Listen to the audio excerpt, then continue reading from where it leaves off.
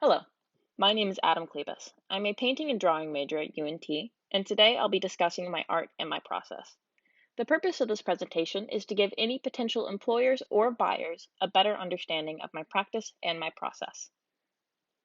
My pieces are almost all oil on canvas.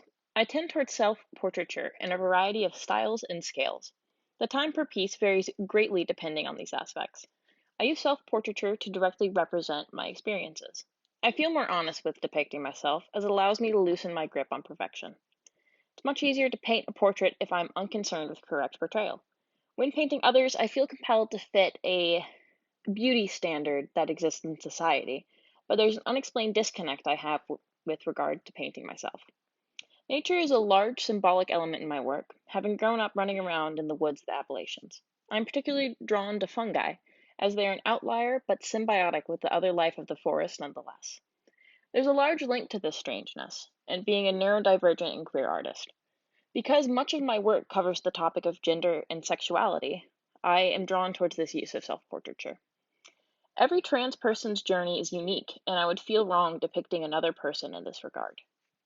In the future, I'd like to allocate more time and research into developing paintings about other queer people's experiences with transition and sexuality.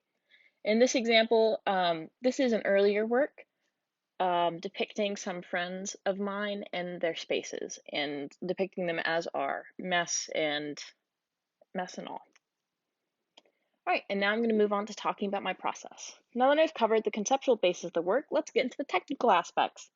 As I mentioned earlier, I use oil on canvas, varying in scale.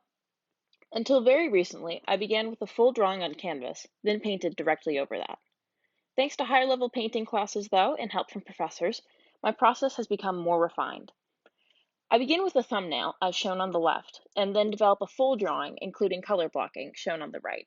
These are not drawings for the same piece, but they are both pieces. They are both bases for pieces I completed recently.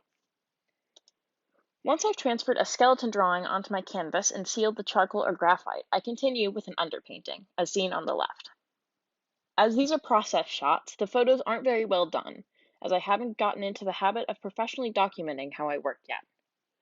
While working with realistic portraiture, I'll continue with a dead palette consisted of limited colors with low saturation, as seen in the middle.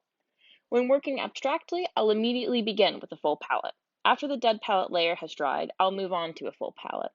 While this process is time consuming, it allows me to solidify my ideas while painting and increases my confidence in the final product.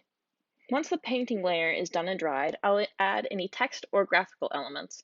This includes line work and detail work, such as different colors on the teeth and the highlights of these tears. And in this one, this is going to include the highlights of the waterline, the eye, and any highlights along the nail.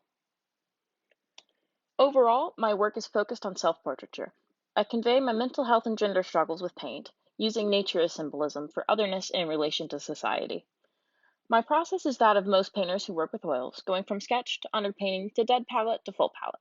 As mentioned earlier, I want to expand my practice to depicting more queer people and experiences. I'm lucky to be surrounded by people I want to paint and understand, and I look forward to being able to begin this project. These are some of my latest works. The painting on the left is something I am still working on at the moment. Thank you for listening.